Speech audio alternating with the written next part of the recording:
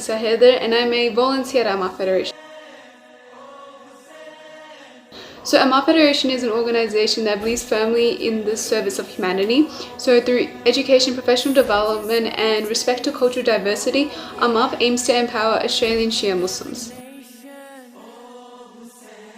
Just over 50 years of the death of Muhammad, the last prophet of Islam, the Muslim rulership was sliding into corruption under the tyrant Yazid, who was from the Umayyad family. Now, Hussein, the son of Ali and the grandson of Muhammad, took a stand against Yazid's evil rule. Whilst Yazid was feared and hated for his ruthlessness, Hussein was loved and respected by society. Now, Yazid realized this and understood that if he could convince Hussein to support him, the people would too. Hussein had a choice: to support the tyrant and live a comfortable life full of luxury, or to refuse and likely be killed for his decision. Hussein could not live his life as a supporter of tyranny, and the choice for him was simple. He refused. He said, "I only desire to spread good values and prevent the evil." Having refused to support Yazid, Hussein knew his life was in danger. Yazid did not allow anyone to oppose him and adopted a policy of killing those who disagreed with him. After receiving the final ultimatum from Yazid, Hussein realized he would be killed in a matter of days. On the 10th day of Muharram, Hussein and his 72 companions were brutally killed in Karbala, and after his death, his family were held captives, where his sister Zainab took the role of leadership and stood against injustice. Every year, Muslims around the globe come together and commemorate this ultimate sacrifice he made on the very first month of the Islamic calendar, the month of Muharram. Now, Muharram means different things to different people, and this short video will provide an insight into what it means for us and how we have to keep the spirit of Muharram alive even during lockdown. You will remain in AMAFHH.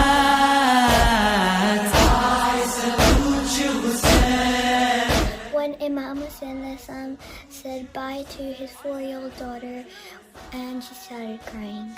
Despite Hazrat Ali Asghar being 6 months old, he was still martyred on the land of Karbala. The loyalty shown by the companions the night before, when Imam Hussein had given them the opportunity to leave with no precautions and guaranteed reward if they still stood firm by his side till the martyrdom. Despite Imam Hussein being surrounded by the enemy, his childhood friend came to his aid. The morality and integrity of Hud when he saw Imam Hussein's actions and switched sides to fight alongside him against Yazid. What stood out to me the most during Ashura would be the Shahadat martyrdom, Hazrat Abbas alayhi salam, his patience, his courage during a time of most difficulty. The fact that he could have wiped out all the enemies and yet chose to remain patient for the name of Islam. Something that stands out to me about the day of Ashura is the fact that Imam Hussein and his companions remembered to pray on time, even in the midst of battle. How quickly people can be consumed by this world that the grandson of the Prophet has to stand amongst them and remind them that he hasn't risen to show off or to spread evil, but to better the ummah of his grandfather. The fact that they were standing up for what was right for humanity empowered 72 men to stand against thousands of armies with unshakable faith and courage. And never give up and always speak the truth. I learned patience and sacrifice. Loyalty. You need to have a strong iman and faith in God. Humility. To stand against injustice. Unwavering faith. Steadfastness. Humanity. To support you, we would have. It's a good reminder that we should always do things in the way of God. I like to remember the sacrifice Imam Hussein alayhi salam did for me and every single Muslim around the world. He gave away his family for the religion of Islam. Commemorating Muharram is important to me because it reminds me what I stand for as a Muslim. To show how Imam Hussein was unjustly martyred to the world. Commemorating Muharram is important to me because it teaches us to stand against the injustice that is happening globally. Commemorating Muharram is important to me because it brings us closer to Ahlul Bayt and their teaching, spreads the true lessons of Islam, and reminds us that there is injustice in this world and we must stand strong and call out the oppressors of our time. The month of Muharram has always served as a reality check to me. It helps strengthen my beliefs. It reminds me how close the message of our Prophet came to collapsing and how an ultimate sacrifice was needed for the message to reach us today. To honor the sacrifice they made then, to teach us the importance of standing up against oppression today. We will always love you. I listen to online lectures and I also do my Muharram activity book with my friends on Zoom. Prayer room to recite a salam and aloha with my family. After that, we listened to the majlis of Imam Hussain alayhi salam. I commemorated Muharram during the lockdown by using Imam Hussain alayhi salam and his companions as examples to strengthen the weak aspects of my own faith. During the lockdown, we made a small separate room for prayers where we sit and listen to majalis to mourn our Imam. Commemorating Muharram in lockdown means having the privilege of online programs, watching them at any time, and watching different programs from different organizations, allowing me to expand my knowledge. I commemorated Muharram during lockdown by watching a lot of majlises and lectures relating to the lessons that we can all learn from Karbala, and by spreading the message of Imam Hussain alayhi salam and his sacrifice on social media so that the world can know of Islam's true sacrifice. I commemorated Muharram by using the extra time to do some reading on top of watching lectures and reflecting. By attending some of the Melbourne Shia community's Muharram programs online, and may God reward the organisers. Listening to stories about Muharram and self-reflecting. The story of Imam Hussain shows us that speaking the truth will not be easier, but it will always be better than supporting corruption. Hussain says death with dignity is better than life with humility. Would we be able to do what he did for the people of our time? Every day we have a choice, so let's ensure we choose the right choice and stand with justice. That has been our home this year in lockdown, and we pray that everyone is taking care this year, and may we continue our commemorations in person soon, inshallah. Assalamu alaikum wa rahmatullahi wa barakatuh. I'm David Webb. I'm our Federation Secretary. I just wanted to say a few words about some of the events and programs that we've been undertaking recently. This is the second year we commemorate Azadari during lockdown. This year has been more easy to arrange things through the broadcasting system because members of the community are already aware of how to use the different devices and programs and platforms and things like Zoom. Without the support during this hard time, we would have found it very hard to do this. So the Victorian Multicultural Commission, the Department of Premier and Cabinet, and the Department of Multicultural Affairs, which is a combined portfolio with sport and a few other things. These departments have been very helpful to us as an organisation during this time, and we're very grateful to them for their contributions to the work that we do at AMAFHH Federation and their support for us and our community. So there are always ways, even when we face very difficult times like the COVID pandemic, there are always ways that we can connect as a community and that we can provide services to our community members and work together with other organisations and with the broader Victorian community. We are very determined to do this and to overcome the difficulties and adversities that affect us during these times. In particular, I'd like to acknowledge the work that our women's groups have been doing.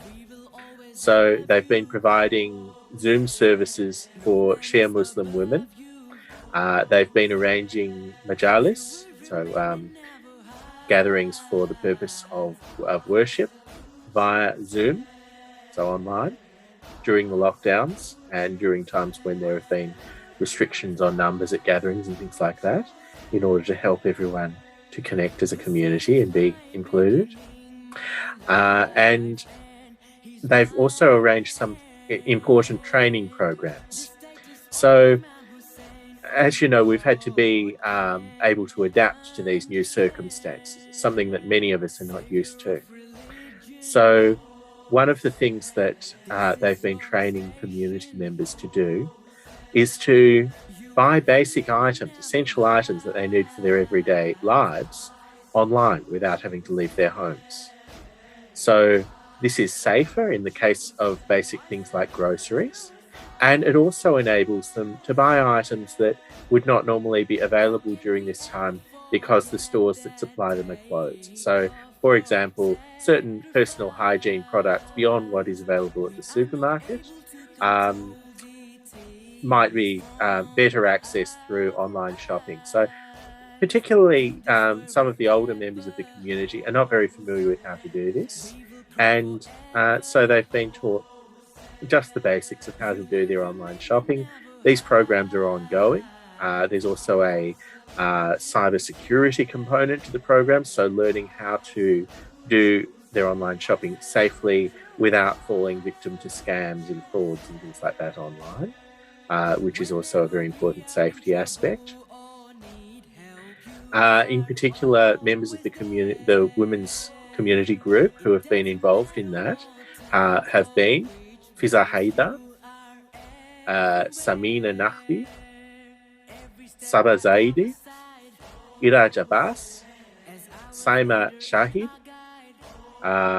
Erum Zahra, and Sana Nahdi. So these women have been amazing community leaders working on behalf of AMAFHH Federation as part of this program.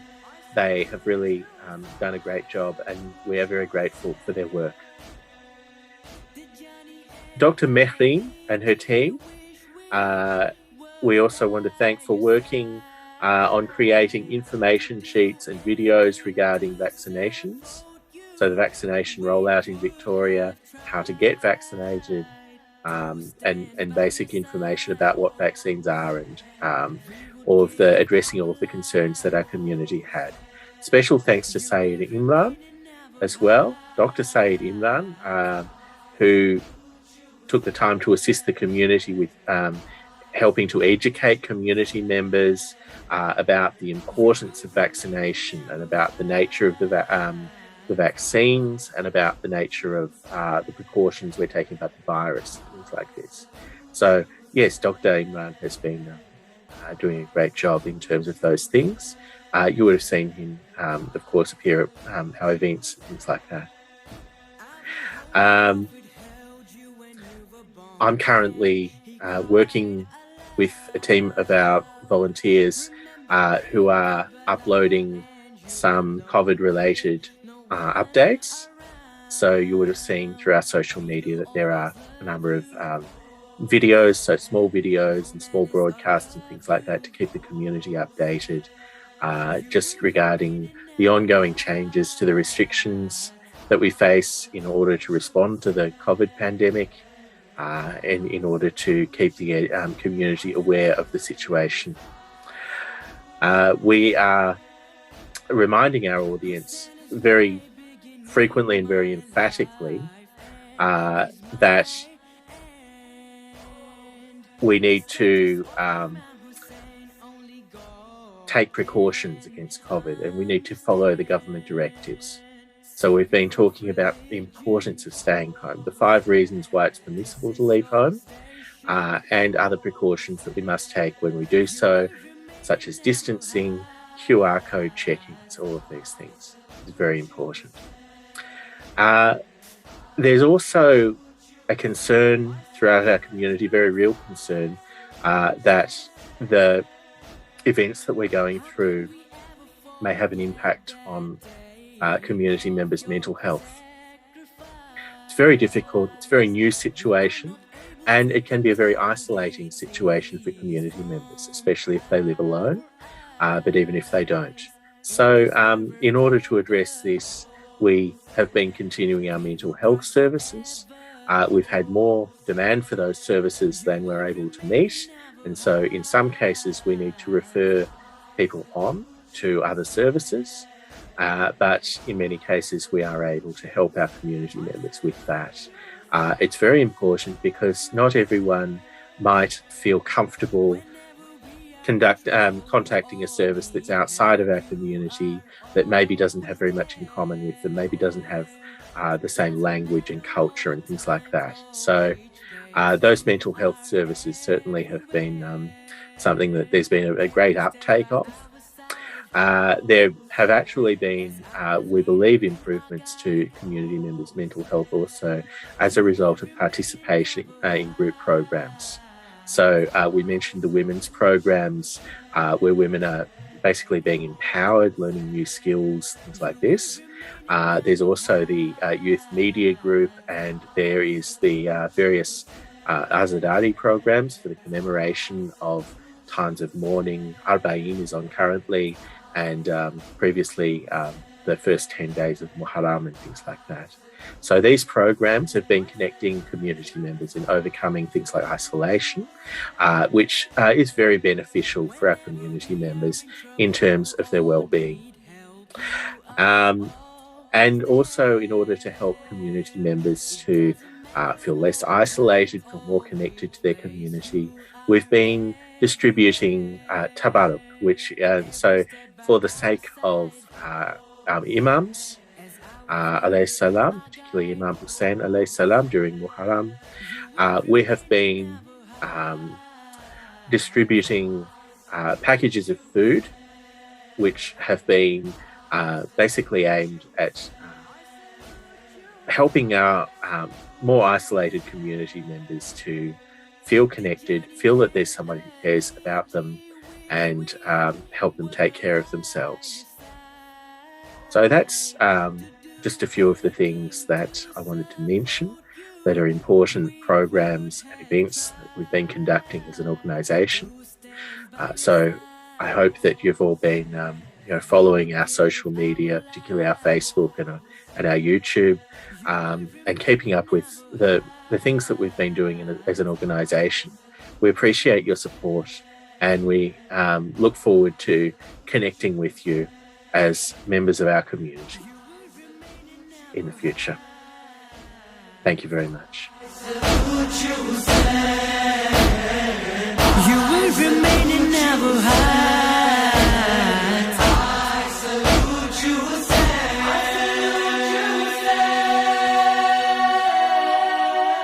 I salute you, Hussein.